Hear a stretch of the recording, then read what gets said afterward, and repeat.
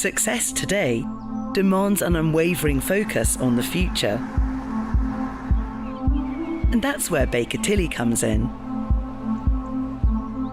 helping you prepare now for a brighter tomorrow.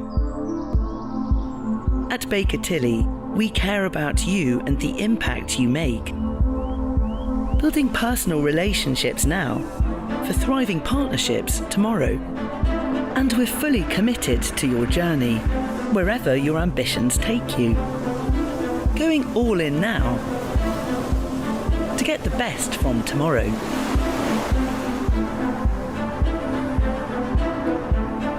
Our global team of local experts is here to help you unlock your growth potential, leveraging global experience now for global success tomorrow, fostering continuous progress to help you shape a responsible and sustainable future, setting bold goals now for a purposeful tomorrow. Because the steps you take today define your tomorrow. Baker Tilly, now for tomorrow. Muy buenos días, estimable audiencia del Financiero. Soy Tatiana Soto, periodista de este medio, y en este día estamos en un foro muy importante para todos los que tributan, todos los contribuyentes, que es el cierre fiscal. Vamos a hablar sobre impuestos y para eso tenemos especialistas que nos acompañan el día de hoy. Tenemos a doña Silvia Castro, consultora. También tenemos a don Christopher Rugama, especialista de impuestos de Baker Tilly Costa Rica, y doña Lorna Medina, socia de impuestos de la firma BDO. A todos muchas gracias por compartir en este foro, y a la audiencia del Financiero vamos a explicarles mucho de lo que se viene ya en este cierre fiscal. Ya estamos en diciembre. Ahora muchos tienen que ponerse al día. Vamos a hablar también de esas personas que en los pagos parciales ya tienen que ponerse pilas, a ponerse al día. Entonces, vamos a iniciar, doña Lorna. Me gustaría escucharla a usted. El año cierra con este tercer y último pago parcial del impuesto a las utilidades. ¿Cómo funcionan esos pagos parciales a través del año? Y que bueno, también el último cierra el próximo año en marzo. Buenos días. Primero agradecerle al Financiero por la invitación y la participación en este foro, y encantada de compartir con tan estimables colegas que realmente nos conocemos desde hace unos cuantos añitos atrás. Bueno, respecto a los pagos parciales, hay que decir que los pagos parciales es una obligación formal que establece la ley del impuesto sobre la renta, que funcionan como un pago a cuenta del impuesto que yo tengo que determinar al final del cierre fiscal. Es decir, eso es un adelanto que yo voy haciendo en unos meses específicos que establece la legislación, y eso me lo van a tomar en cuenta cuando yo llegue a hacer la liquidación del impuesto sobre la renta. ¿Cómo funcionan los pagos parciales? Si yo llego y me acabo de inscribir en la administración tributaria, no voy a generar pagos parciales hasta que presente la primera declaración. Con la primera declaración es muy fácil llegar a establecer cuáles van a ser los pagos parciales del mes siguiente, porque nada más hacemos la operación de dividir el impuesto de la renta entre 4, y esos van a ser los adelantos que tengo que hacer en el mes de junio, septiembre y diciembre, que es el próximo que está por vencer. El último día hábil del mes es hasta donde yo tengo tiempo para poder realizar los pagos parciales. Entonces, una vez que yo ya tengo varios periodos de estar presentando la declaración del impuesto sobre la renta, la operación matemática que tengo que hacer es la siguiente: agarro el promedio de los últimos 3 periodos, el que resulte mayor entre el promedio de los últimos 3 periodos o la última declaración presentada. Igualmente, el promedio lo divido entre 4, la última declaración presentada la divido entre 4, y el monto que me resulte mayor, ese es el monto que voy a tener que efectuar como pagos parciales. Realmente no hay que preocuparse mucho por hacer los cálculos, porque Hacienda los hace en automático y carga los pagos parciales por conectividad bancaria para que uno los pueda pagar. La principal consecuencia que tiene la no realización de los pagos parciales es que van a generar intereses. Se van a ir acumulando intereses conforme usted vaya incurriendo en el atraso para poder realizar esos pagos parciales. Y después esos intereses no se le van a compensar con el impuesto que tenga que pagar al final del periodo fiscal, solamente el monto principal. Y es importante llevar ese control de los pagos parciales porque puede ser que en un año, por una razón especial de que haya habido un ingreso extraordinario, al periodo siguiente a mí me queden los pagos parciales muy altos y puede hacer que ese año no me vaya tan bien como el año anterior, entonces tengo que llevar ese control a efectos de que antes de que venzan los pagos parciales poder hacer la solicitud al fisco para disminuir esos pagos parciales o para que incluso no se lleguen a realizar en caso de que el impuesto sea menor o inferior, para que sepan los contribuyentes que tienen esa posibilidad y que sí es importante llevarle el pulso a los pagos parciales, porque de tanto en tanto la administración tributaria hace como barridas en los pagos parciales y empieza a mandar requerimientos de pago a aquellas empresas que no hayan efectuado los pagos parciales, porque estos igualmente generan intereses. Perfecto. Ahora que habla de eso, los intereses, don Christopher, sobre esto de los pagos parciales, si no realicé los otros 2 pagos, bueno, ya escuchamos que los intereses, ¿qué pasa si también me salto este tercer pago? ¿Cómo puedo ponerme al día y tal vez que no se haga tan alta la factura o ya no hay vuelta atrás? Claro, muchas gracias por la invitación y por la oportunidad de darle a los espectadores la oportunidad de aprender un poco más de este tema tan enriquecedor y tan amplio que es el tema de los impuestos, ¿verdad? Iniciando con el tema, cuando usted no realiza los primero, segundo, en este caso que estamos en diciembre, el tercer pago parcial, ¿qué es lo que ocurre? Como dijo bien doña Lorna, va a cargar intereses. ¿Y cómo tengo que hacer nosotros? Bueno, ¿cómo los contribuyentes tienen que realizar estos pagos? Hay 2 medios, por DTR, que es el débito a tiempo real, la nueva facilidad que dio la administración tributaria para poder pagarlo desde el ATV, actualmente es la plataforma que se está utilizando, o bien por conectividad bancaria, ya sea en línea o en ventanilla. Entonces, ¿qué ocurre? Si yo no hice los pagos parciales, me van a cargar intereses. ¿Y qué pasa con esos intereses? Hay que mencionar que son gastos no deducibles para nuestras declaraciones. Entonces hay que tomar en cuenta, tener ese cuidado de pagar en tiempo y forma los pagos parciales, que es otro tema muy importante. Como bien dijo doña Lorna, si nosotros proyectamos que no vamos a tener una utilidad o vamos a tener pérdidas, hay que ir con la administración tributaria y solicitarle la disminución o bien la eliminación de los pagos parciales. Entonces es importante este tema. ¿Y de cuánto es el impuesto? El interés, más que todo. El interés, perdón. 10,67% anual. Entonces casi que mensualmente es menos de un 1% que va a cargar de intereses. Tal vez me gustaría agregar que bien como dice Christopher, usted va a pagar por conectividad o por DTR, que es un pago inmediato, o pues desde la plataforma, en este momento que usamos ATV, uno tiene que domiciliar la cuenta. Pero también agregar que para los grandes contribuyentes nacionales, sí o sí, ya es una obligación que los pagos tienen que hacerse por DTR. Otra cosa importante que agregar es que si usted tiene saldo a favor y usted requiere utilizarlo para pagar ese pago parcial, valga la redundancia, usted debe utilizar entonces también el DTR, porque ya no contamos con el EDI 7, pues contamos con EDI 7, pero ya el D110, que era el recibo oficial de pago, cuando usábamos o queríamos usar saldos a favor, ya no existe. Entonces, ¿cuál es el mecanismo para poder usar saldos a favor? Y ya yo estoy hablando aquí masividad, grandes contribuyentes y masividad a través del DTR. Son situaciones que definitivamente creo que son importantes recalcar, porque si nos acercamos en ese tiempo, ¿cómo lo pago? ¿Tengo saldo a favor? ¿Cómo lo hago? Bueno, eso se hace a través de esto.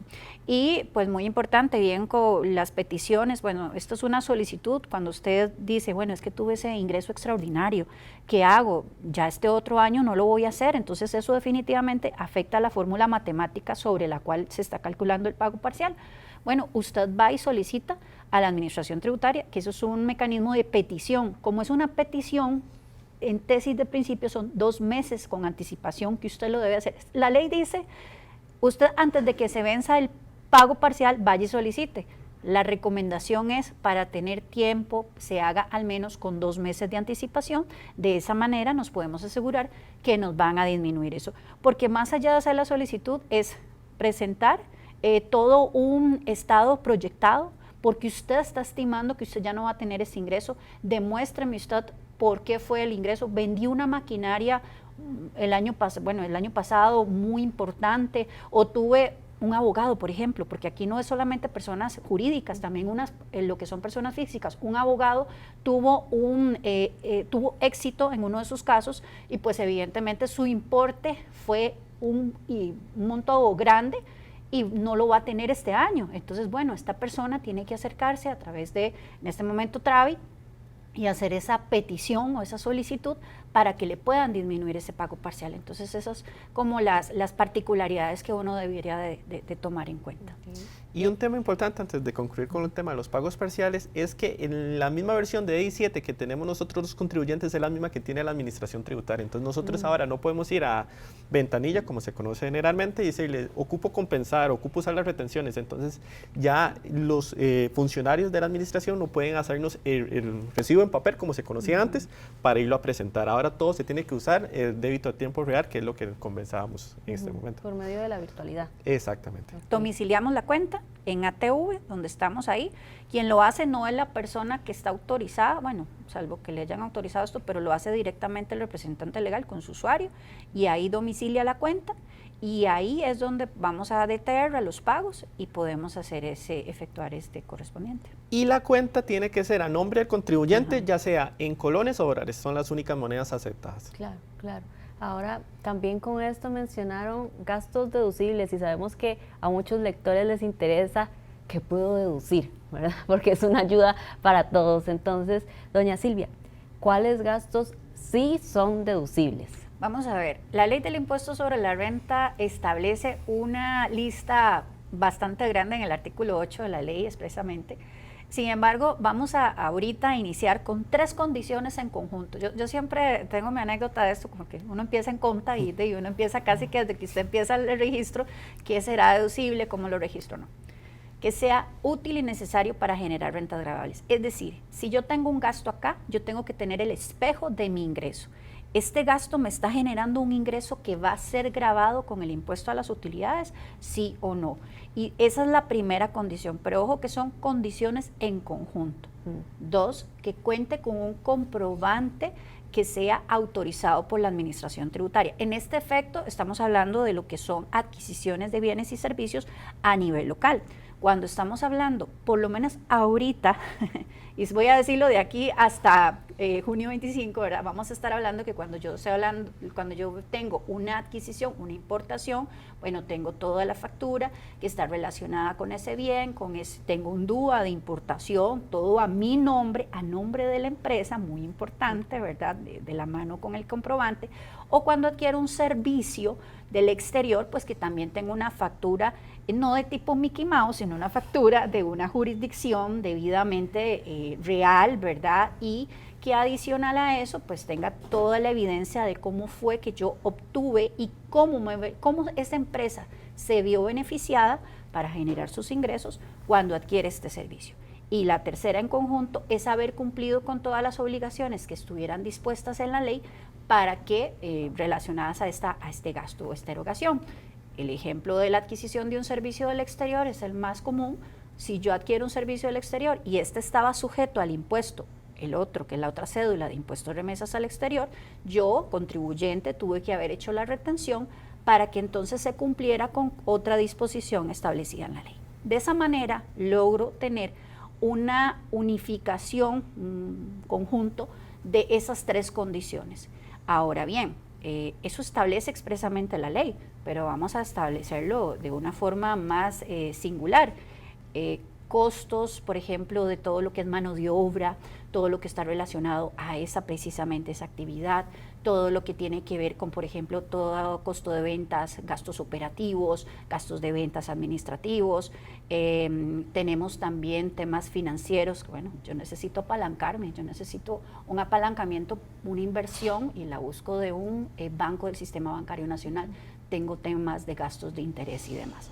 Así como eventualmente, que creo que aquí hay mucho tema y pues voy a compartir porque hay limitaciones y demás, pero sí son esos gastos de apalancamiento que están relacionados directo con la generación de rentas gravables, y voy a decirlo desde esta perspectiva.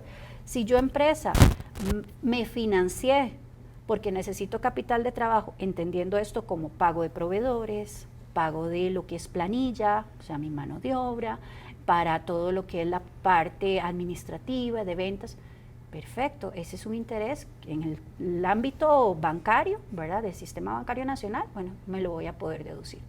¿Qué pasa si ya yo me apalanqué, o sea, me busqué un financiamiento, pero es para una obra específica, pago de dividendos? En esa relación de pago de dividendos que, abrimos paréntesis cuadrado, es el pago que yo le hago a mis socios, porque pues es su rendimiento de haber invertido en la empresa, ese gasto por interés no va a ser deducible, porque no está asociado con la generación de rentas gravables. Lo que les decía, gasto deducible tiene que tener un espejo de ingreso gravable. Eso es como lo que yo siempre decía, como le decía cuando empezaba la conta, ay, ¿qué será? ¿Este será un gasto deducible? No. Y era tan sencillo como entender, ¿está relacionado realmente con mi operación? Ay, es que en la empresa hay una casa ahí que es de un socio y que la tenemos y que pagamos los gastos de mantenimiento de la piscina y demás. ¿Cuál es el ingreso gravable asociado? Eso no tiene nada que ver con la empresa. Más bien eso puede traer otra consecuencia de otro tipo, ¿verdad? Pero específicamente gastos deducibles, esas son las 3 condiciones en conjunto, siempre relacionados con la actividad, con un debido comprobante de respaldo y más allá de una factura, es tener la evidencia. Yo contraté un servicio profesional de un exterior, ¿cuál es el contrato? ¿Cuál es el entregable que me dieron? ¿En qué me vi beneficiado? Y haber cumplido con cualquier otra obligación pues que estuviera dispuesto en la ley. Así de forma muy general, pero podemos hablar bastante específicos. Claro. Bueno, ya escucharon lo que son los gastos deducibles y aunque ya doña Silvia mencionó cuáles no son deducibles, dio una pinceladita, me gustaría profundizar un poco más para que nos quede a todos bien claro y que no haya como una confusión de, pero mi caso, ¿será que aplica o no aplica? Entonces, doña Lorna, me gustaría también escucharla a usted explicar un poco más, pero del lado no deducible, y si nos pudiera dar como algunos ejemplos típicos con los que se han topado y que tienen que explicar por qué esto no es deducible. Muy bien. Bueno, como dijo Silvia, recordemos, hay 3 requisitos esenciales.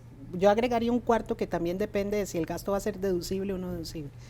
Pero como bien lo dijo Silvia, el requisito principal es que esté relacionado con la generación de renta gravable o con la conservación de la fuente productora de renta, que estén amparados en comprobantes electrónicos debidamente autorizados por el fisco. Recordemos que la factura de papel dejó de existir hace mucho tiempo, sino que ahora todos los comprobantes son electrónicos para el debido control de Hacienda, excepto, como bien lo dijo Silvia, en el caso de facturas que provienen del extranjero, que no estén en un sistema electrónico, sino que todavía se permitan emitir facturas de papel que tienen que cumplir con los requisitos de la legislación de origen.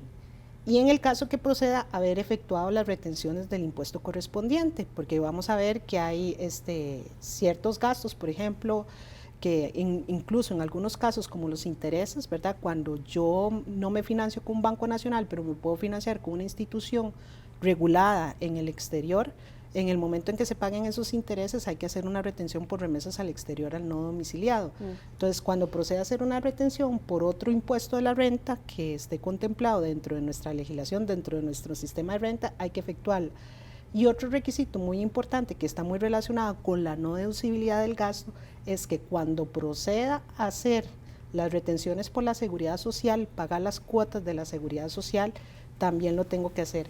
Un ejemplo típico es el salario en especie, que también es muy frecuente dentro de las compañías, ¿verdad? Tenemos que saber cuándo algún tipo de retribución que yo le estoy dando al empleado constituye o no constituye salario en especie y se reúnen los requisitos para que ese salario en especie sea reportado a la seguridad social. Porque ahí no solamente tengo que hacerle la retención que exige el impuesto sobre la renta, que sería una retención del 15% sobre el monto dinerario que llegue a representar ese salario en especie, sino que eventualmente también lo que tendría que reportar a la seguridad social para que ese salario en especie pueda ser deducible. Un ejemplo típico que les puedo poner es, y que suele ser a veces frecuente en las compañías, es cuando hay leasing de vehículos o cuando las compañías les otorgan un vehículo a los empleados, a ciertos empleados de la compañía, y resulta que ese vehículo no se utiliza únicamente para trabajar, sino que tiene un componente de uso discrecional por parte de los empleados, ¿verdad? Fuera de las horas laborales, los empleados pueden utilizarlos para hacer vueltas personales, para ir con la familia, incluso irse los fines de semana y demás. Entonces ahí uno tiene que establecer cuál es la proporción del gasto, como bien lo dijo Silvia, que está relacionada con la generación de un ingreso gravable, porque el vehículo yo lo estoy utilizando como un instrumento de trabajo, y cuál porción de ese gasto no correspondería porque estoy haciendo un uso particular, un uso discrecional del vehículo, que cuando yo ando paseando con la familia no estoy generando renta gravable y que por tanto no podría proceder el gasto como deducible. En ese caso, si llegara a establecerse que ese uso discrecional del vehículo consiste en un salario en especie, no solamente habría que efectuar la retención que establece la ley de renta, sino que también reportarlo a la Seguridad Social para que eso proceda como gasto deducible. Otro ejemplo típico y que también es muy frecuente al cierre del periodo fiscal son las bonificaciones, ¿verdad? Las bonificaciones que se le conceden a los empleados por el cumplimiento de metas, porque llegaron y cumplieron las metas que estaban establecidas en el presupuesto, porque aumentaron la productividad y demás. Ese tipo de bonificaciones que están relacionadas específicamente con el desempeño laboral del empleado, ¿verdad? Por el cual fue contratado por parte del patrono, esas bonificaciones no solamente hay que efectuarle la retención correspondiente que establece el impuesto al salario, sino que también hay que reportarlas a la Seguridad Social cuando están relacionadas con el desempeño laboral. Hay otro tipo de gratificaciones que se conocen como una liberalidad por parte del patrono, que para que califiquen como tal no tienen que estar relacionadas con el desempeño laboral, sino que tiene que ser algo ajeno a la relación laboral que se establece con el empleado. Por ejemplo, el patrono le puede dar una gratificación a una empleada porque está embarazada a punto de tener el chiquito, entonces le regala una cantidad de dinero para que se ayude con la bienvenida del bebé. Entonces, en ese caso, evidentemente, eso es un elemento ajeno a la relación laboral por la cual el empleador le va a dar un regalo, una regalía, una gratificación, y ahí sí no tendría una consideración ni de salario en especie, ni tendría que reportarse a la Seguridad Social. Pero sí son elementos que hay que tomar en cuenta, y ahí podríamos seguir con otros ejemplos, sobre todo que son muy comunes al final del periodo fiscal dentro de las compañías, como es el pago de adelanto de cesantía o los aguinaldos, porque la ley permite pagar hasta un segundo o tercer aguinaldo. Solamente el primero estaría exento, los otros dos estarían gravados. Entonces hay que tener esa consideración y hacer ese análisis de, uno, si lo tengo que sujetar a retención por otro impuesto, ¿verdad? Por otro impuesto que esté contemplado dentro de la ley de renta, porque acordémonos que está el de utilidades, que es donde yo puedo deducir gastos, y están después el impuesto de remesas al exterior, el impuesto al salario y rentas de capital mobiliario y inmobiliario, pero que ese cae dentro de otro ámbito que vamos a tocar más adelante. Y después, en este caso específico de las remuneraciones que se dan a empleados, también plantearse la condición de si eso sería considerado a efectos de cotización de la Caja Costarricense de Seguro Social, porque nada hago con retener el impuesto de renta si no hice la retención de la Seguridad Social, porque si no cumplo con los dos requisitos en caso que proceda, el gasto sería no deducible. Claro, claro. Y sobre esto de gastos deducibles, ¿cómo se hace? ¿Cómo lo aplico? Si yo digo, bueno, ya sé que con esta explicación ya sé que tengo gastos deducibles y ya sé cuáles no. ¿Eso es una declaración?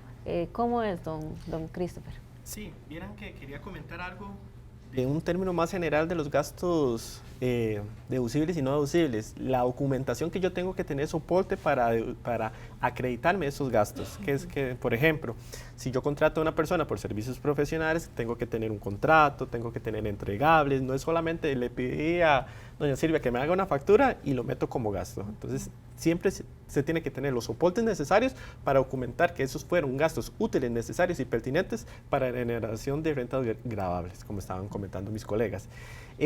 Otro tema muy importante que quería también ampliarles es el tema de no solo se necesitan los soportes, también hay ciertos requisitos. Por ejemplo, cuando yo contrato a una persona, si el pago supera los 3 salarios bases, yo tengo que tener la trazabilidad bancaria, me lo pide la administración tributaria. Entonces, esos comprobantes de pago también son necesarios para respaldar esos gastos que nosotros estamos incurriendo para la actividad económica de la compañía. Entonces, son ciertos factores que siempre se tienen que asesorar uno para tener siempre los respaldos adecuados para poder deducirse esos gastos. Y teniendo todo eso, ¿cómo ya lo aplico? Con respecto a la declaración de IVA, como bien se comentaron, se tienen que cumplir con las otras normas o las otras cédulas que se tienen en el impuesto de la ley de la renta. Entonces, cuando yo tengo facturas electrónicas, las tengo que declarar. en la declaración de IVA, por ejemplo. Entonces no puedo meterme una factura que yo no declaré al final del periodo.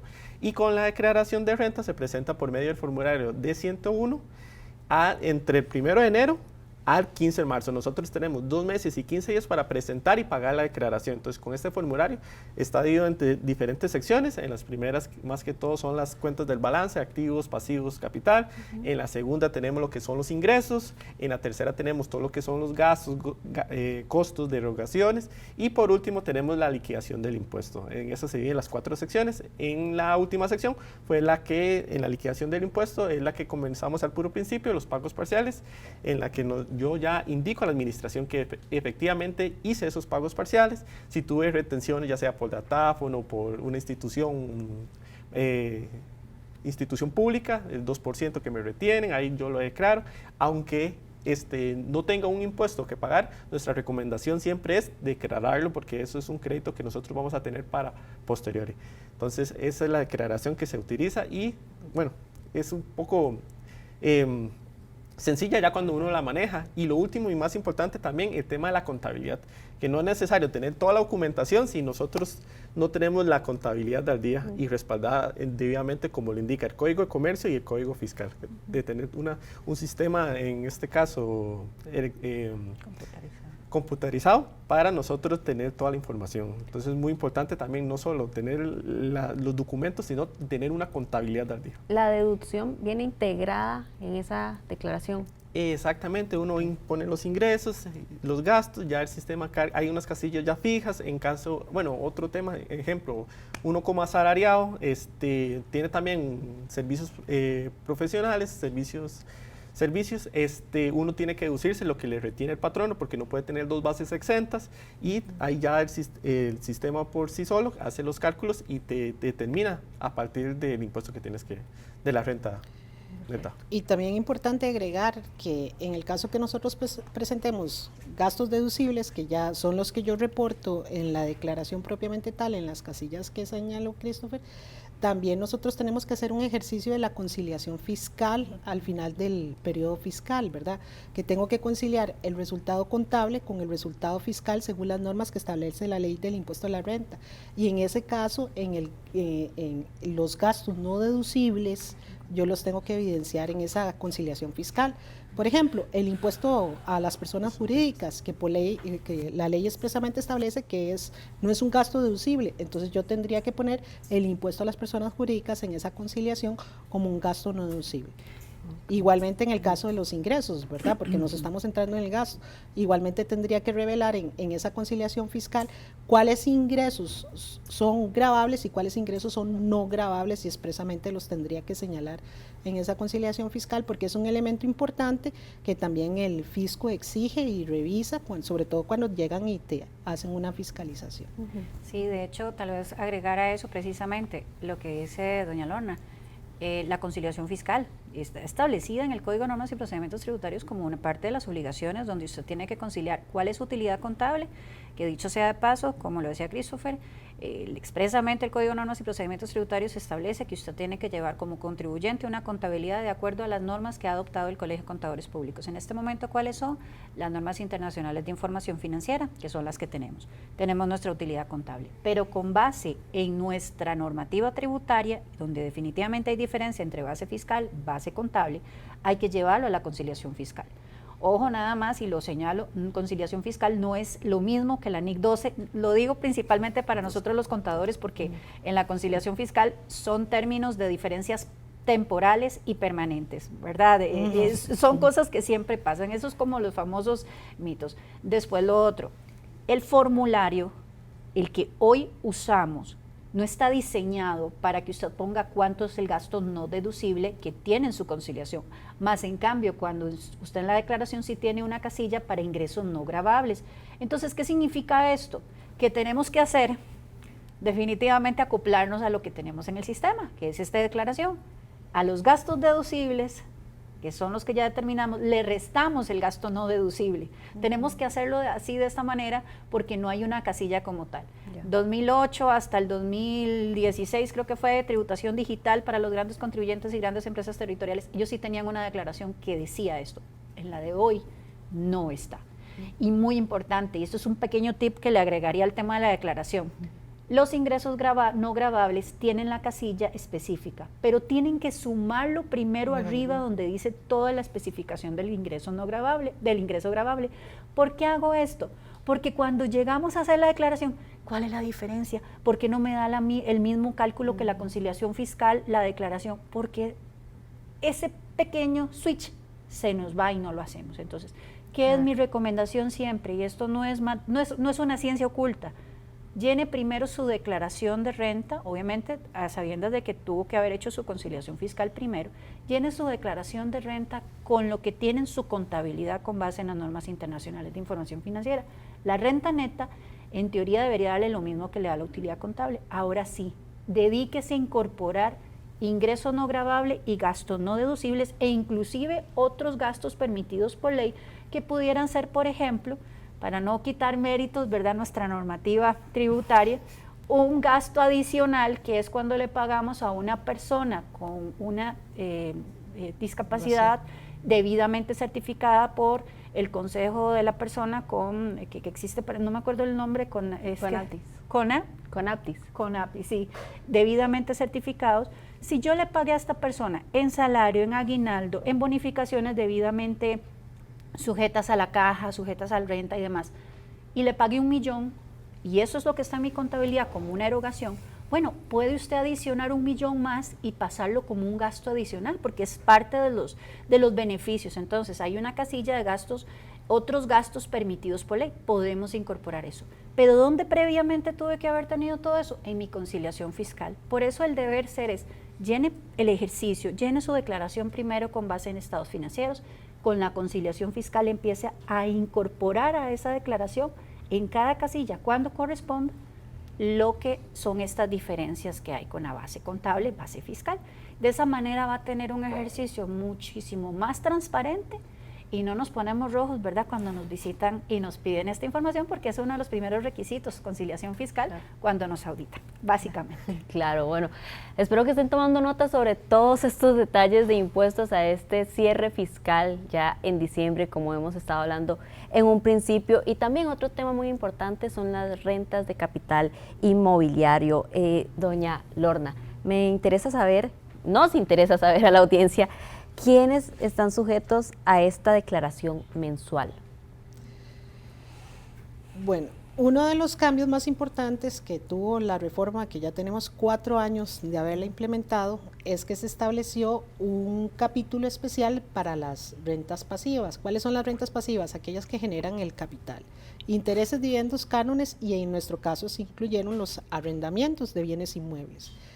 En el capítulo 11, la ley de renta, este nos empieza a hablar de las rentas de capital, mobiliario, ganancias y pérdidas de capital. ¿Cuáles son las rentas de capital inmobiliario? Aquellas que se generan por el uso de bienes inmuebles, ya sea que usted los alquile, se da el derecho de uso bajo diferentes modalidades que existen en nuestra legislación.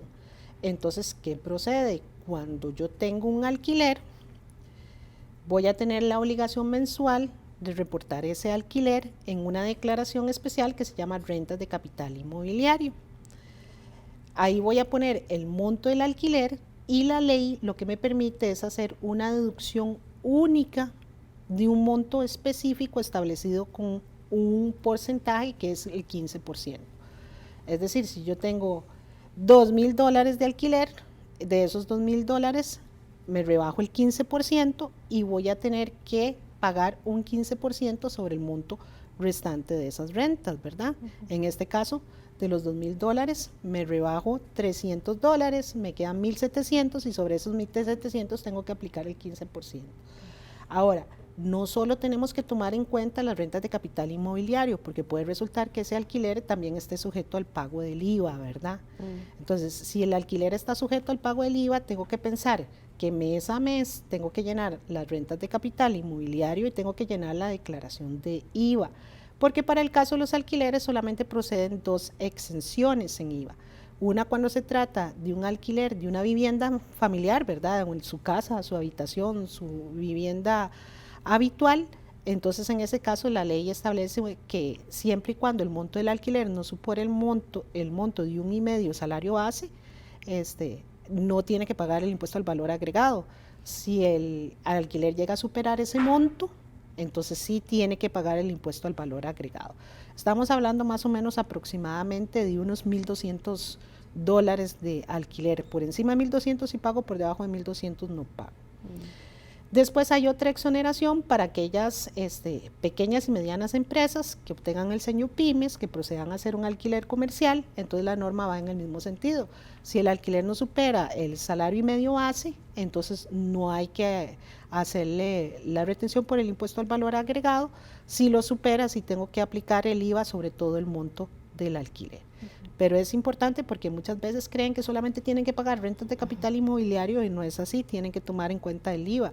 Incluso si el IVA está exonerado, igualmente tienen que tomarlo en cuenta y tener presente, ¿verdad?, que las obligaciones se cumplen mes a mes. Entonces, en principio, cualquier persona que tenga un alquiler, ¿verdad?, y que no esté bajo la modalidad de afectación voluntaria, que también habla la norma, de que en el caso que yo genere alquileres y tenga contratado una persona para administrar esos alquileres, reportada a la Seguridad Social, yo puedo dejar el régimen de rentas de capital inmobiliario, o sea, esa deducción única, el 15%, y aplicar el 15% sobre el monto restante, y puedo irme al impuesto a las utilidades, y ahí sí voy a poder deducir gastos que estén relacionados con la generación de esa renta gravable. Ahí el contribuyente lo que tiene que hacer es el análisis de qué le conviene más, si estar en rentas de capital inmobiliario o si pasarse al impuesto a las utilidades, bajo la condición de que tiene que tener un empleado para que pueda irse al impuesto a las utilidades y quedarse ahí durante 5 años como mínimo. Doña Lorna, y en esto de rentas de capital inmobiliario, ¿cómo funciona la autoliquidación?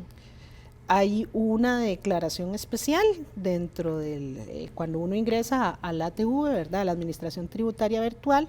Dentro de las declaraciones va y busca la declaración de rentas de capital inmobiliario y ahí le establece cuál es el monto del alquiler, le aplica la deducción única y automáticamente le calcula el impuesto sobre el monto restante. Realmente no es una declaración complicada de llenar, es muy sencilla, cosa que sí sería diferente si estuviera en el ámbito del impuesto a las utilidades, porque ahí sí tiene que poner el monto total de los alquileres, hacer el análisis de qué gastos sí están relacionados con la generación de esas rentas gravables y ponerlos en la declaración para pagar sobre la renta neta.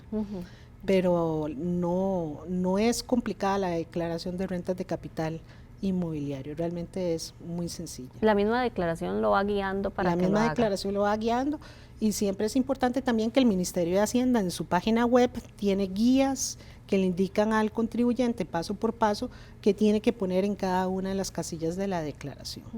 Perfecto. Y en cuanto... Un tema importante en la declaración de rentas de capital inmobiliario es, bueno, tanto mobiliario como inmobiliario, estas rentas tienen que tener los datos del cliente en el cual le esté facturando, porque es uno de los datos que les va a solicitar.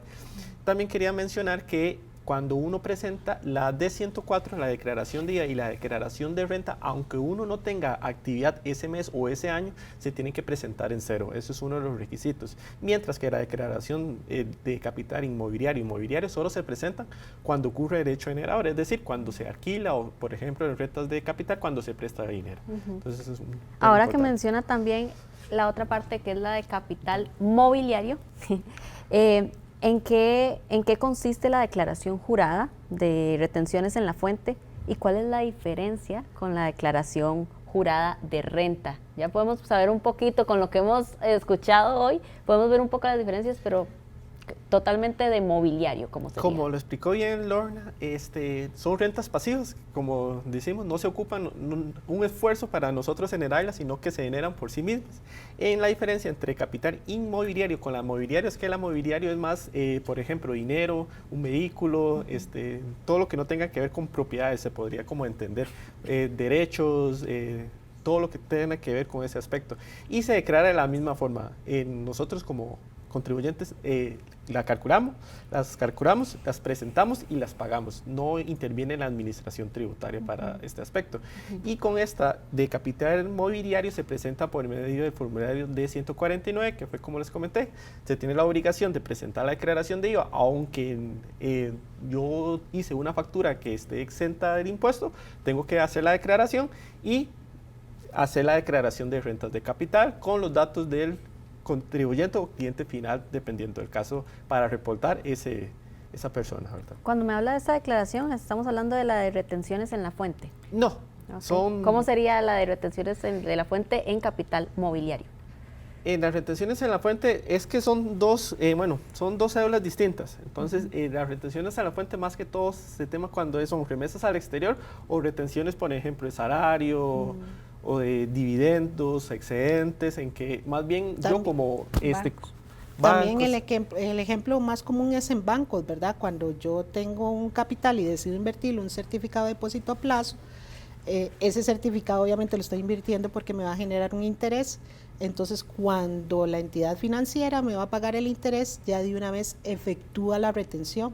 Entonces, yo ya recibo el monto neto rebajado el impuesto que ya me retuvo la entidad financiera. Entonces, en ese caso, yo no tengo que volverlos a declarar en la declaración de rentas de capital inmobiliario porque ya fueron sujetos a retención. Si se diera el caso de, por ejemplo, de que es un préstamo particular, entonces el particular no me va a hacer la retención a mí. Entonces, en ese caso, yo sí tengo la obligación de presentar la declaración de rentas de capital mobiliario, ¿verdad? Reportando ese interés que yo tengo. Con la particularidad de que ahí no tengo una deducción única, ¿verdad? Como en rentas de capital inmobiliario, sino que yo tengo que pagar el 15% sobre el monto bruto de ese interés. Igualmente, cuando funciona por retención, porque la entidad financiera me está reteniendo el impuesto, es un 15% sobre el monto del interés que me vaya a pagar la entidad financiera. Exacto, y tal vez nada más como para agregar, digamos, la D149, que es precisamente la declaración autoliquidativa de capital mobiliario, es referente, para ponerle como un nombre y apellido, a la persona que se dedica a prestar dinero. Más allá de esto, yo me puedo encontrar con empresas que venden a crédito y que cobran un interés moratorio por aquellas recaudaciones de esas cuentas por cobrar que tienen y que no pagan en tiempo. Este tipo de empresa es muy común en nuestro país, evidentemente por el tema de financiamiento y demás, pero es una empresa que se dedica, vamos a ponerle así sencillo, a vender muebles, a vender línea blanca y etcétera. Esa es su finalidad al final, pero cobra interés moratorio si usted no paga a tiempo. Es mucho, hay mucha tendencia, y ya yo lo he visto en ajustes efectivamente en este caso, donde esas empresas siguen todo con utilidades, y que era precisamente parte de su pregunta de cuál era la diferencia con utilidades. El impuesto a las utilidades, que es la cédula que voy a pagar durante todo el año, todo el resultado que tuve de mis ingresos y mis egresos. Pero tiene este pequeño tipo de producto de riqueza que es por la mora.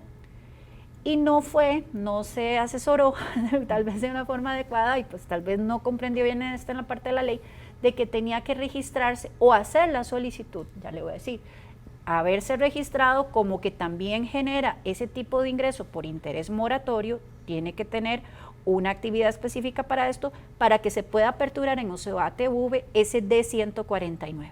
Entonces, comúnmente viene y empieza a vender y demás. Cuando empiezan a hacer revisiones desde la perspectiva de la administración tributaria, y me ha tocado que es cuando solicita esta empresa saldos que le devuelvan saldos a favor y le dicen, ¿y qué es lo que usted tiene en otros ingresos en la declaración de renta? Y empiezan a decirle a esta empresa, es que son los ingresos por mora que yo cobro a mis clientes. Sí, pero usted debía haber estado en la cédula de capital mobiliario, porque es la de los intereses. Como no estuvo, vaya y me rectifica todo el año y liquida su impuesto con lo que le corresponde por la D149 y aparte lo que es de utilidades. Ya lo he visto, nos ha pasado con varias empresas. Entonces, ¿qué es lo que uno tiene que saber? Vea, si usted dentro de toda su actividad regular, donde vende bienes, donde vende servicios, adicional le agrega un tema de cobrar intereses, asegúrese bien de ir, si quiere, a solicitar, como bien ahora lo estaba diciendo doña Lorna, vaya, solicite la administración tributaria, demuestre que tiene al menos una persona registrada en la Caja Costarricense de Seguro Social que le ayuda con toda esta labor y asegúrese entonces de hacer la solicitud con tiempo antes de que el inicio del periodo comience, ¿verdad? Y solicite que esté todo en utilidades. De lo contrario, tiene que saber que va a tener que tributar mensualmente con la D149 por esos ingresos, por interés moratorio y por aparte la parte de utilidades. Luego tendrá que integrar porque definitivamente no tenemos una división de patrimonio. Son temitas que, bueno, yo sé que ustedes no me dejan mentir, que yo sé que ya llevamos 5 años de haber implementado una norma. pero todavía hay vacíos, hay dudas, no lo entendí bien, no lo comprendí bien, no sé qué tengo que hacer. Y es hasta que llega la administración tributaria y empieza a hacer ese tipo de revisiones. Vea que lo que dije yo de este caso particular que me ocurrió no fue por una auditoría, fue porque el contribuyente solicitó la devolución de saldos a favores y en función de las labores que tiene que hacer precisamente ese señor de tributación es averiguar qué es lo que tiene esa empresa. Entonces, tengamos mucho cuidado en separar o identificar si tengo ingresos por capital mobiliario, que es muy fácil entenderlo como la generación de rendimientos, de intereses, de cualquier instrumento financiero, sepamos si está asociado con retenciones desde la fuente, como es un banco, que bueno, una entidad financiera que puede emitir títulos valores o instrumentos tipo financiero de cualquier tipo y que nos van a retener. O si soy yo la que estoy generando ese interés como parte de mis ingresos. Ok, una vez que lo hago, lo puedo identificar y analizar con toda mi operación y me siento y analizo y digo, ¿tengo que ir a solicitar a tributación que todo esté en utilidades? Ese es el deber ser. O sigo y me mantengo con la separación de las dos cédulas, para que no nos lleguen a hacer rectificaciones de declaraciones que al final lo que va a hacer es romper periodos de prescripción.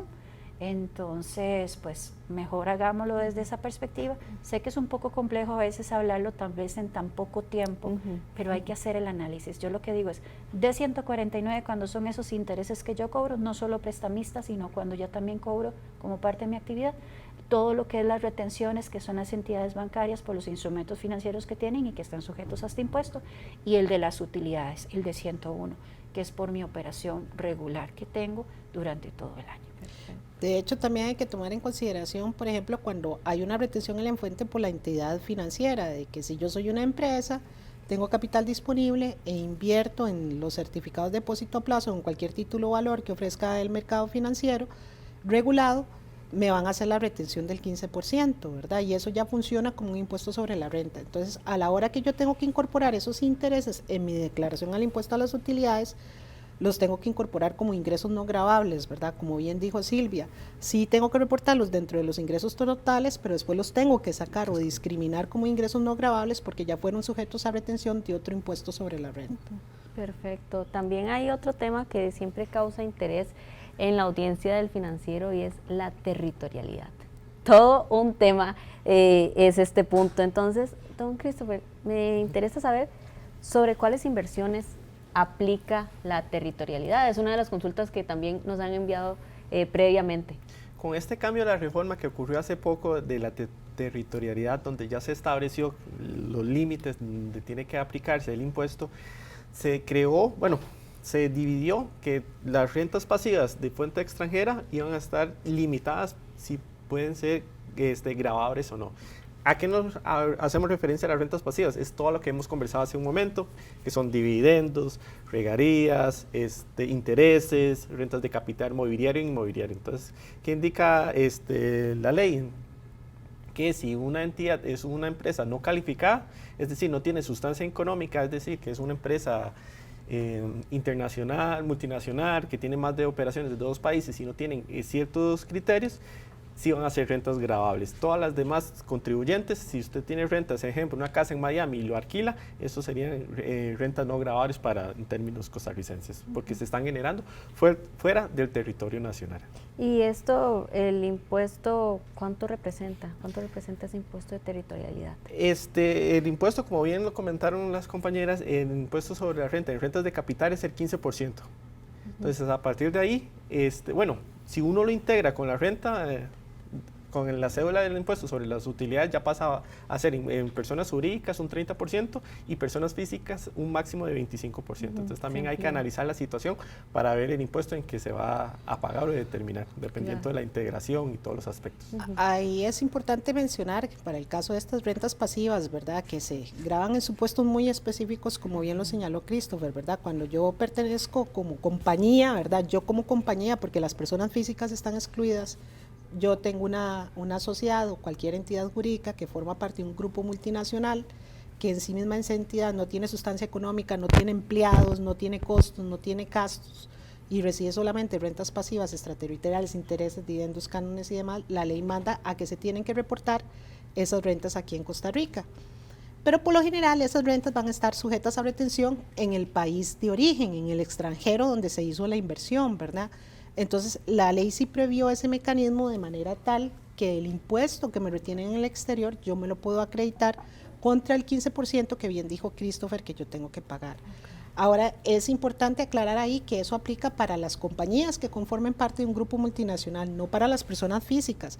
Las personas físicas que tienen inversiones en el exterior, yo llego, tengo un capital y lo invierto en Estados Unidos o en cualquier otra jurisdicción porque me paga un mejor rendimiento, ese interés que se va a generar en el exterior es completamente extraterritorial y no lo tengo que tributar aquí en Costa Rica, ¿verdad? Porque como bien lo señaló Christopher, con la reforma que se hizo el año pasado para aclarar el principio de territorialidad, diciendo que solamente van a ser rentas de fuente costarricense, es decir, que solamente van a tributar aquí en el país aquellas rentas que se generen dentro del territorio nacional, según los límites establecidos en la Constitución Política, solamente se grabarían aquellas rentas que provengan de servicios prestados, bienes localizados, capitales utilizados, capitales invertidos o derechos utilizados aquí en el país.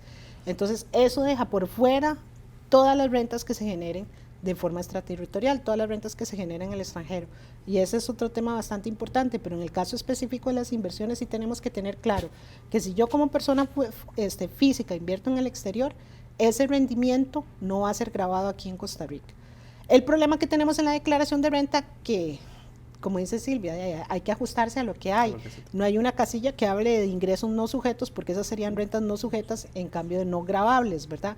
Pero igual las tengo que sacar de mis ingresos como ingresos no gravables. Y en el caso de la declaración, se debería pensar en un futuro hacer unas mejoras en cuanto a esa división entre no sujetos y no gravables para tener mayor claridad con respecto al contribuyente y después para la integración de otros impuestos que posteriormente igual hay que pagar, como el impuesto a los dividendos. Pero sí es importante tener eso claro, ¿verdad? En el caso de que yo sea una compañía de papel, ¿verdad?, sin sustancia económica, que lo único que hago es recibir rentas extraterritoriales, ahí la ley sí me las grava, pero no me las va a gravar en el impuesto a las utilidades, sino que me las va a gravar en rentas de capital, dependiendo del tipo de renta mobiliario, ¿verdad? Y va a estar sujeto a una retención al 15%, pero con la ventaja de que el impuesto que me retuvieron en el exterior, sí me lo voy a poder acreditar aquí en Costa Rica. Claro, claro. En este momento hemos estado hablando de territorialidad, si se está conectando hasta estos minutos, pero también hablamos de deducciones, de los pagos parciales y de rentas de capital, tanto mobiliario como inmobiliario. Nos vamos a una pausa y vamos a conversar sobre las actualizaciones también de Hacienda, lo que se sabe hasta el momento y algunas consultas que el público nos ha estado enviando.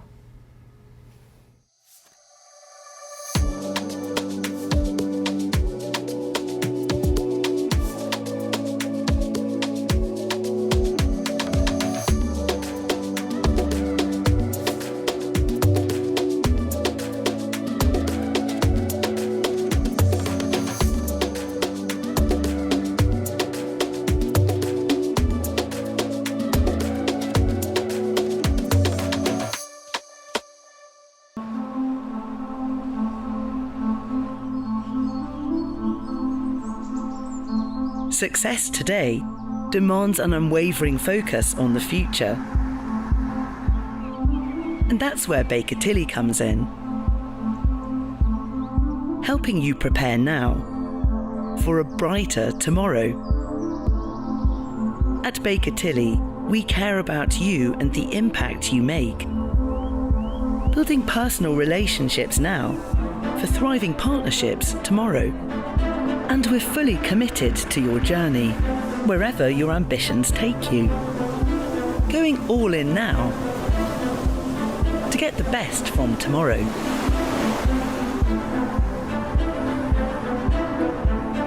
Our global team of local experts is here to help you unlock your growth potential, leveraging global experience now for global success tomorrow. Fostering continuous progress to help you shape a responsible and sustainable future. Setting bold goals now for a purposeful tomorrow. Because the steps you take today define your tomorrow. Baker Tilly, now for tomorrow.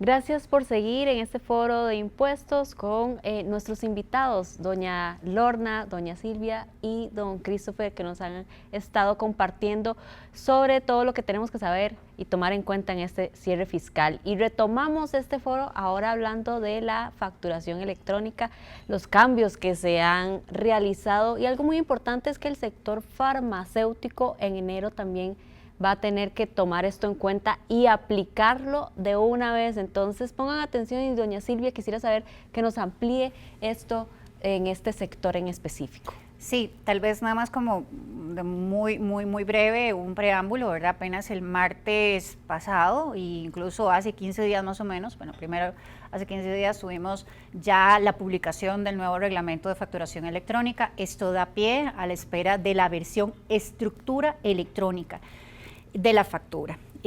Fue el martes pasado precisamente que ya se publica y se incorporan precisamente las transiciones en tiempos que vamos a tener de esta nueva versión. Hoy por hoy estamos con la versión 4.3, ya pasamos a la 4.4. Vamos a hacer énfasis en precisamente lo que señalas ahorita, que es el sector farmacéutico. A diferencia de toda la estructura 4.4 que empieza en teoría 6 meses después de diciembre, es decir, junio 25, el sector farmacéutico le incorporan una transición especial, que es que a partir de este 1 de enero, bueno, ya a partir del 2025, deben de incorporar el número de registro para cada uno de esos medicamentos que le da el Ministerio de Salud. Es decir, que en mi facturación adicional al medicamento que yo facturo, yo también tengo que incluirle este registro. Podemos hablar de dos categorías. El código CABIS, que ya de por sí ya debe de existir, porque está desde diciembre de 2020, ya yo lo tengo ahí para mi medicamento en específico cuando lo facturo, pero a eso le voy a agregar que debo incorporar en esta factura electrónica ese número de registro que me da el Ministerio de Salud. Entonces, este sector particularmente tiene que, voy a decirlo así, tiene que correr prácticamente. Pues estamos hablando de que estamos entrando un mes, estamos cerrando un mes de noviembre, pero estamos corriendo un mes que por lo mucho son 15 días, las actividades y demás. Entonces, este es uno de los cambios más importantes y a los que tenemos que hacer énfasis y llevar al sector farmacéutico para que ellos lo conozcan, para que estén atentos, porque si no nos puede pasar, y perdona también que amplíe un poquito con esto, nos puede pasar lo que ocurrió ahora, el pasado agosto, 19 o 20 de agosto, donde una de las validaciones que se hacen de la factura electrónica se subió. ¿Y cuál es? Básicamente que cuando yo le facturo, y me refiero al comprobante que se llama factura electrónica, a una persona física jurídica, que sea que esta jurídica no tiene actividad económica o esta persona física tampoco tenga una actividad económica, sino un simple mortal, dice uno, ¿verdad? Si usted le hace una factura electrónica, el sistema de Hacienda se lo va a rechazar. Usted lo que tiene que hacerle a esta persona es un tiquete electrónico. Yo tengo varios clientes que se les ha presentado esta situación. Tienen muchísimas facturas que han emitido y se las ha rechazado el sistema de Hacienda. ¿Y por qué pasa esto? Porque le emitieron una factura a una persona que no tiene una actividad económica. Eso fue un switch, literalmente, un validador que se abre. ¿Estaba desde el 2018 cuando se amplió a la masividad de la factura electrónica? Sí. Pero se hizo ese validador y ya usted tiene que saber que si usted factura a una persona sin actividad económica, física o jurídica, usted lo que tiene que emitir es un tiquete electrónico. De lo contrario, este documento se lo va a rechazar Hacienda. ¿Y cuál es, digamos, lo perjudicial acá para el contribuyente? Bueno, por ley, yo tengo la obligación de emitir una factura electrónica autorizada por la Administración Tributaria, en este caso la electrónica, por cada uno de mis ingresos, por cada una de mis actividades. El no estar haciendo esto, estar teniendo facturas rechazadas, yo no estoy cumpliendo con ese deber. Y además de eso, pues estoy incurriendo entonces con este incumplimiento formal que al final termina siendo material. Entonces, hago la advertencia de esto para precisamente decirle al sector farmacéutico, que es el que está prontamente, tenga ese cuidado, haga sus análisis, siéntese con su proveedor, o en muchos casos es un proveedor del desarrollo propio, ¿verdad?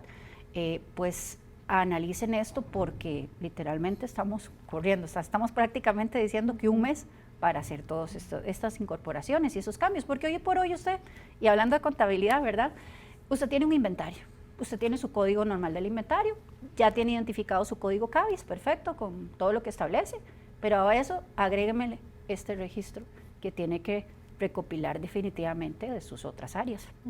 En estas modificaciones de la factura electrónica también hemos visto que hay un nuevo espacio, ¿verdad? Ese nuevo espacio a qué corresponde y qué cuidados, además de los que ya están mencionando, qué otras como advertencias hay que dar para que los contribuyentes puedan hacerlo de la mejor manera esta transición y pues no tengan un trago amargo ahí de por medio. Más allá, digamos, continuando con el tema de ya la generalidad, y que es particularmente ahora para junio 25, que es la fecha que está establecida ya propiamente en la resolución general que se publicó el martes pasado, podemos decir que ya se incorporan nuevos comprobantes electrónicos. Hoy por hoy yo tengo mi factura electrónica y mi tiquete electrónico, que son exactamente la misma estructura, solamente que el tiquete está diseñado para personas que no tienen actividad económica y la factura para contribuyentes que ocupan sí o sí ese documento para que sea deducible y puedan usar el IVA crédito. ¿Okay? Después está la nota de crédito, la nota de débito, la factura electrónica de exportación, y tenemos la factura de compra de servicios o bienes locales que le hacemos a una persona que no tiene la obligación de emitir factura electrónica, el mejor de los casos. Cuando se lo adquirimos, un servicio de soda a un régimen, ¿cómo es que se llama? Especial agropecuario o régimen simplificado. Pero ahora me agregan particularmente el siguiente. Seguimos con la factura de compra electrónica, pero ya se amplía a una factura de compra electrónica de un servicio del exterior. Es decir, y por eso ahora cuando hablaba un poquito de las características de un gasto deducible, decimos una factura de compra de un servicio del exterior. Es decir, yo contraté a un profesional, vino a dar una capacitación acá a Costa Rica, una persona de Estados Unidos me hace un cobro de una factura de $1,000, perfecto, yo voy a tener, yo que soy el contribuyente costarricense, que voy a utilizar ese gasto como deducible, yo voy a tener que, además de que él me dé una factura, hacer una factura de compra electrónica de ese servicio del exterior. Vea cómo ya de esta forma estoy dejando trazabilidad a nivel de sistemas en Hacienda, las transacciones que tengo, mis ventas, mis compras y todo lo que yo pueda adquirir del exterior. Ya los bienes de por sí existe con el tema del DUA, pero ahora de servicios del exterior. Que a eso le agregaré, no vamos a entrar en tal vez es en ese ámbito, pero que cuando yo adquiero un servicio del exterior, yo hago una importación de un servicio. Y eso genera un IVA que de forma contributiva yo tengo que generar. Entonces, hago mi factura de compra electrónica del servicio del exterior, $1,000 y un IVA de 13%. Entonces, 1,130 me va a quedar la factura con esa constitución. Punto y aparte. También incorpora, ahora sí, el comprobante que se llama recibo de pago electrónico. Es importante decir con respecto, para que después no lo retomemos, con respecto a los servicios transfronterizos, la importación de servicios, que sí va a permitir identificar el proveedor del exterior, que eso siempre ha sido un problema que ha tenido el facturador, por ejemplo, cuando uno quiere hacer lo contrario, una factura de exportación de servicios, ¿verdad?, de que como el sistema facturador generalmente liga a identificadores, a identificación tributaria de personas que ya están inscritas en el país, cuando uno tiene que hacer una factura a un proveedor del exterior, no le permite registrar el número de identificación. Para este caso, para la importación de los servicios, el nuevo reglamento sí dice de que va uno que identificar el proveedor, y eso va a ser para controles posteriores de la administración tributaria, porque incluso ahí va a ser muy fácil el cruce de información para llegar a establecer si ese proveedor del exterior también estaba sujeto a remesas al exterior, si usted efectuó la retención correspondiente por el impuesto de remesas al exterior. Entonces, en el caso ese de la factura de compra, el impacto más importante que tiene el reglamento es eso de que no es una novedad, porque desde que se creó el reglamento estaba previsto que también para la importación de servicios se generara una factura de compra, lo que pasa que el sistema no permitía implementarla. Ahora la versión 4.4 lo va a permitir, y adicionalmente se agrega una casilla con el número de identificación del proveedor del exterior. Es correcto, sí, eso es muy importante, muchísimas gracias, más bien, porque sí, esa parte de la identificación del proveedor, al final, es que yo siempre menciono, los impuestos son integrales.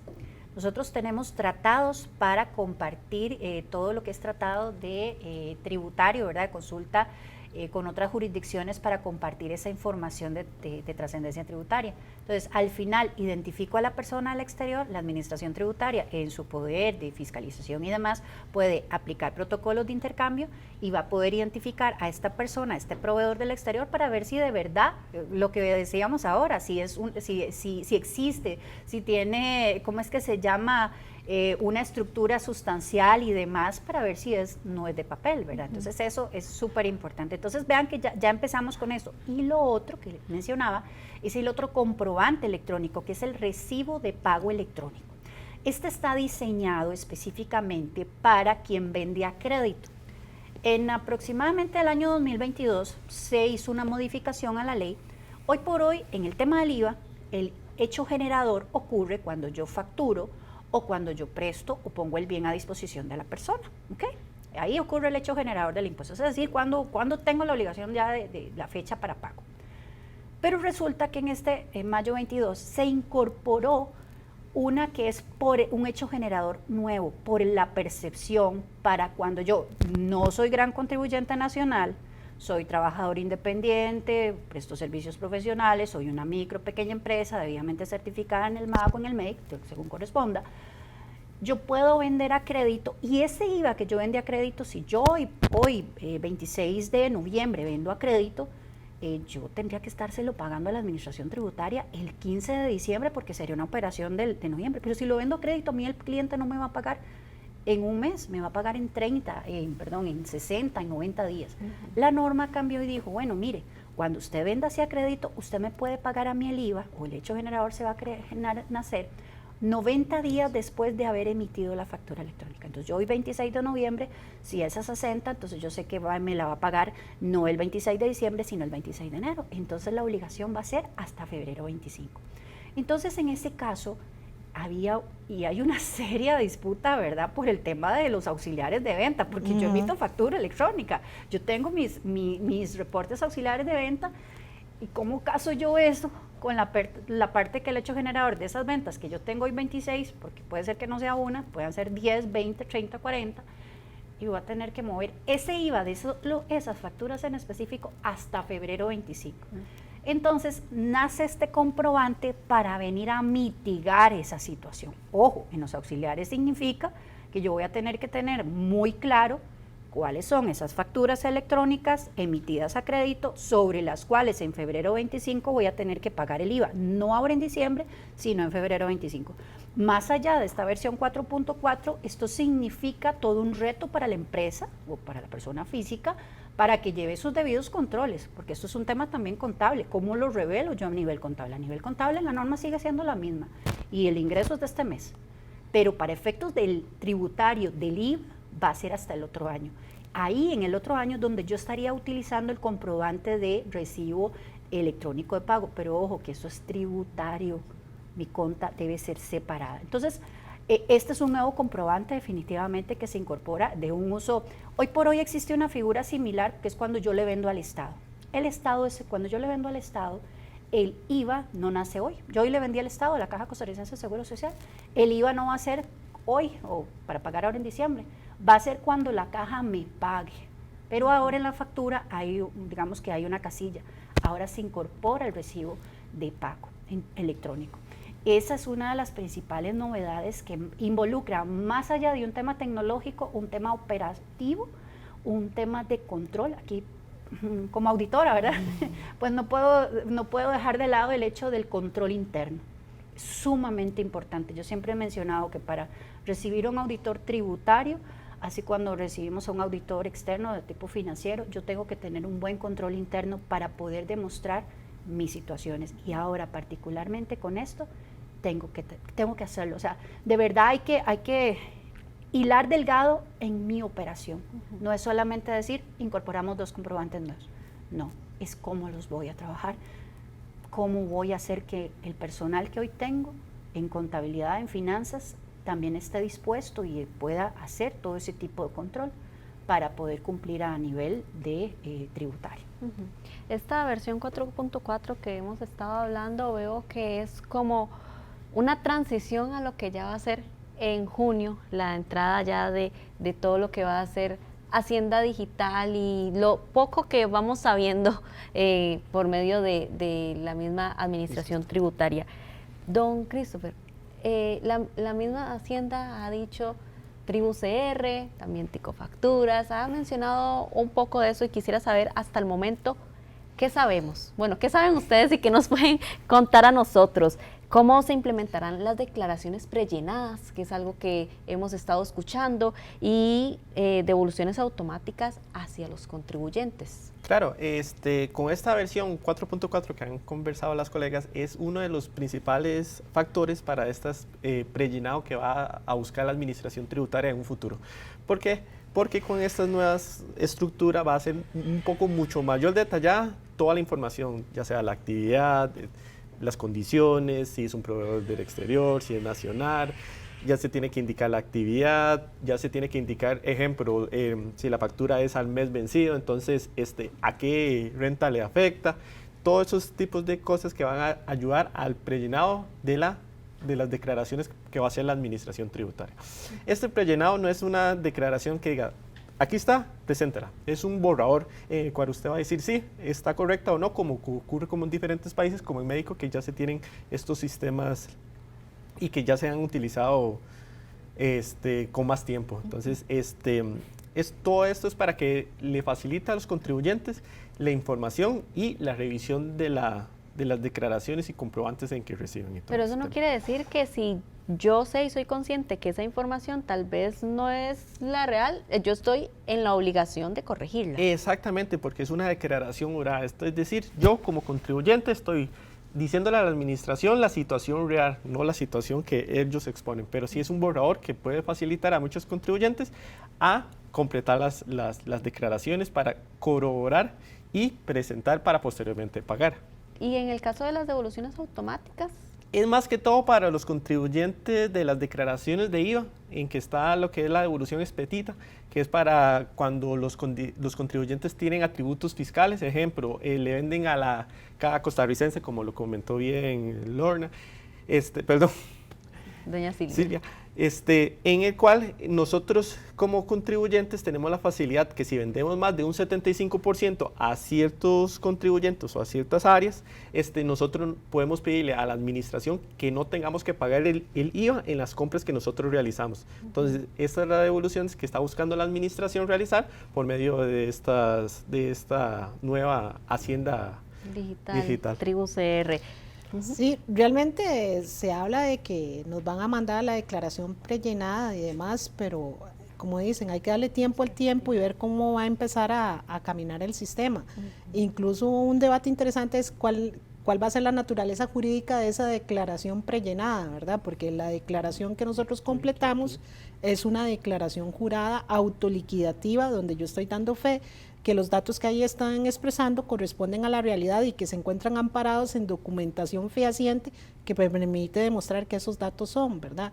Evidentemente, si uno le mandan la declaración prellenada y usted considera que eso es lo que no lo corresponde con lo que usted tiene que aclarar, va a poder modificar esa declaración. Existe el temor de que si yo modifico la declaración, eso va a hacer que inmediatamente salte una alerta al fisco y que me vayan a hacer que vaya a ser fiscalizado.